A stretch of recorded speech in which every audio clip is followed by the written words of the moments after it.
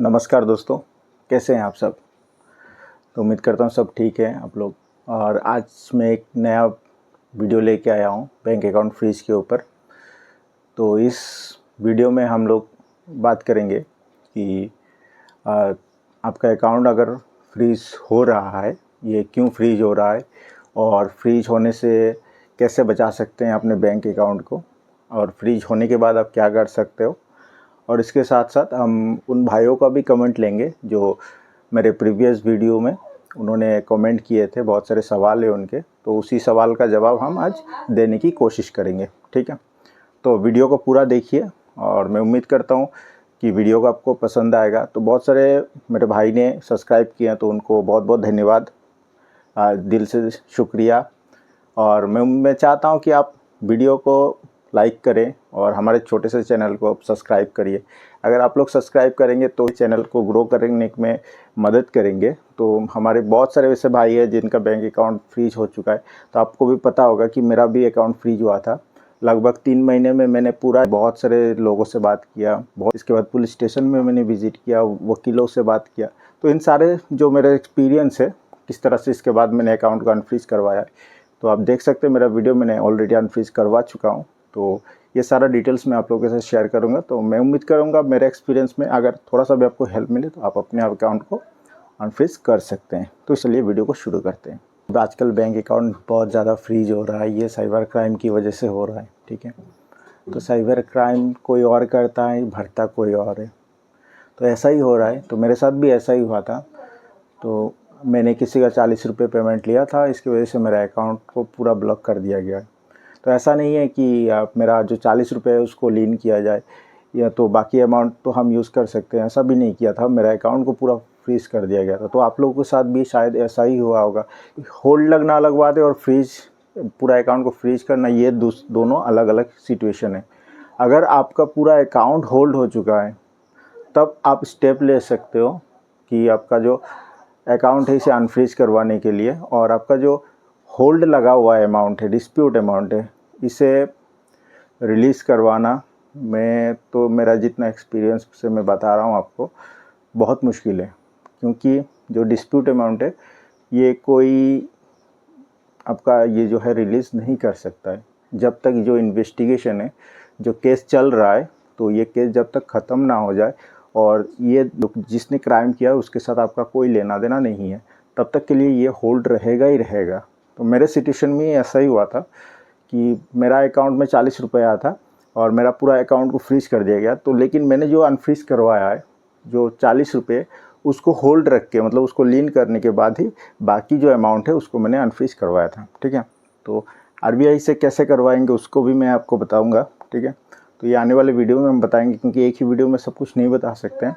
तो इसीलिए मैं आपसे रिक्वेस्ट करता हूँ कि सब्सक्राइब कर लीजिए, तभी आप पूरा डिटेल जान पाएंगे कि क्या करना चाहिए, क्या नहीं करना चाहिए, कैसे होगा नहीं होगा, सब कुछ मैं आपको बताऊँगा। ठीक है, कोई आप फ्रॉड कर रहा है और आपका अकाउंट ब्लॉक हो रहा है और इसमें आपका कोई रोल नहीं है, तो इससे आप कैसे बच सकते हैं, मैं जो आपको बताऊंगा कि इसमें बचने का एक ही रास्ता है कि आप ऑनलाइन छोड़ दें पेमेंट रिसीव करना।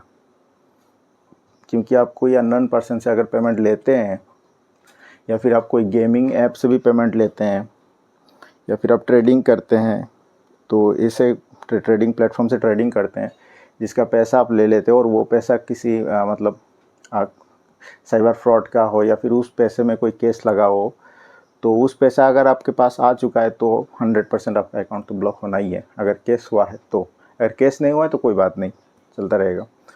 तो पहला बात यह है कि आप अननोन पर्सन से पैसा ना लें। अगर लेते हैं तो समझ के लें, जान के लें, पहचान के लें। इसमें भी रिस्क है, आपको पता ही नहीं होगा कि आप जिस फ्रेंड से ले रहे हो या कोई फैमिली मेम्बर से ले रहे हो, उनको जिन्होंने पैसा भेजा है शायद वो उनको ना जाने। तो इसी तरह से ये लेयर सिस्टम चलता है। तो अगर किसी भी तरीके से आपके पास वो डिस्प्यूट अमाउंट आता है, तो कहने का यही मतलब है कि आपका अकाउंट तो ब्लॉक होना ही होना है। तो बचने का एक ही तरीका है कि अननोन पर्सन से या फिर ऑनलाइन पैसे आप ना ही लो तो ही बच सकते हैं, इसके अलावा कोई नहीं है। लेकिन ऐसा करना बहुत मुश्किल है, क्योंकि तो सभी जानते हो कि ऑनलाइन का ज़माना है। तो पैसे अगर नहीं लेंगे तो काम नहीं चलेगा, तो लेना ही पड़ेगा, मजबूरी है।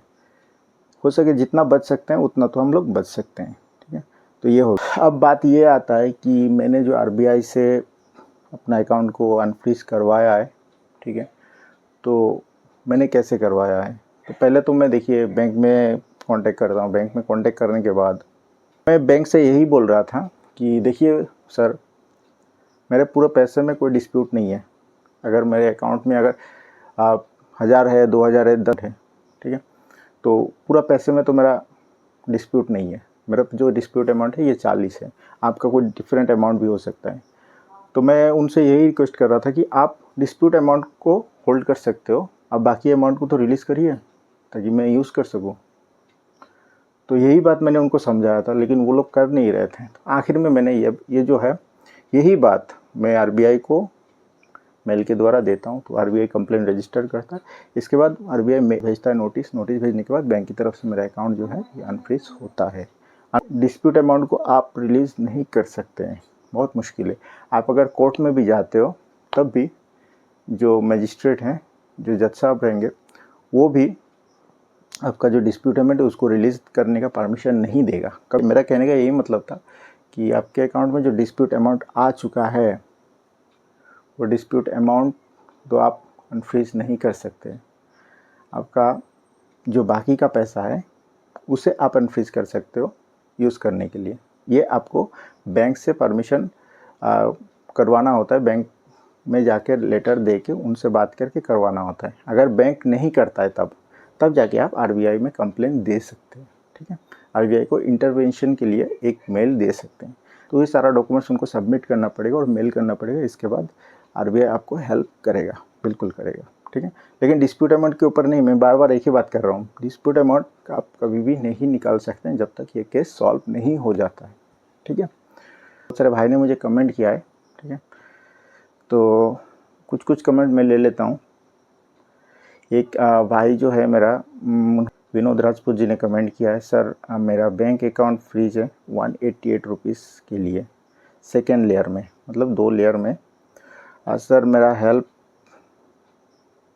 कर सकते हैं आरबीआई, प्लीज़ बताइए सर, ठीक है। मैं समझ गया विनोद जी आपका जो सवाल है। ये आपका जो अकाउंट है ये 188 रुपीज़ के लिए फ्रीज कर दिया गया है लेयर 2 में, और आरबीआई से आप हेल्प लेना चाहते हैं अकाउंट को अनफ्रीज करने के लिए। विनोद जी, बात ऐसा है कि मुझे नहीं पता कि आपका सिचुएशन क्या है और आपने ये पैसे आपको किसने भेजा, या फिर आपने किसी ऐप के द्वारा अर्निंग किया या फिर गेमिंग किया था, तो मुझे नहीं पता है। तो विनोद जी, मैं आपसे यही बता सकता हूँ कि अगर आपका जो 188 के लिए आपका अकाउंट जो फ्रीज हो रखा है, तो 188 तो आपको जो डिस्प्यूट अमाउंट है ये आपको तभी मिलेगा जब ये केस सॉल्व होगा, ठीक है। और बाकी का जो अमाउंट अगर आपके अकाउंट में फंसा हुआ है, ठीक है, कोई भी अमाउंट हो सकता है, वो आप जानते हो, तो उस अमाउंट को अगर आप अनफ्रीज करवाना चाहते हो तो पहले आप बैंक को संपर्क करिए। देखिए बैंक को क्या बोलता है। एटलीस्ट आपको बैंक को एक जो है लेटर देना है। लेटर में सारा कुछ मेंशन करना है कि ये पैसे कहाँ से आए हैं, किस सोर्स से आए हैं आपके पास, और वो हो सके तो उसका जो डॉक्यूमेंट्स है उसका स्क्रीनशॉट हो या फिर कोई भी डॉक्यूमेंट हो जो दिखा सकें कि ये पैसे आपने किसी से मतलब फ्रॉड करके नहीं लाए हैं। तो वो सब डॉक्यूमेंट आप उनको सबमिट कीजिए रिटन लेटर के साथ। और ज़रूर ध्यान रखिएगा, एक कॉपी रिसीविंग ले लीजिएगा बैंक से, ठीक है। अगर आप कोई कॉपी सबमिट कर रहे हो तो 2 करवाइए ज़ेरॉक्स, और एक तो उनको सबमिट कीजिए और एक में रिसीविंग उनसे ले लीजिएगा, ठीक है। लेने के बाद एटलीस्ट 30 डेज़ तक वेट करिए। उसमें मेंशन होगा ना, जो आप डेट मेंशन होगा, तो उस डेट से 30 डेज़ वेट करिए। अगर 30 डेज़ तक आपका जो इशू है ये सॉल्व नहीं होता है, ठीक है, अगर सॉल्व नहीं होता तो आप आरबीआई के पास जा सकते हैं।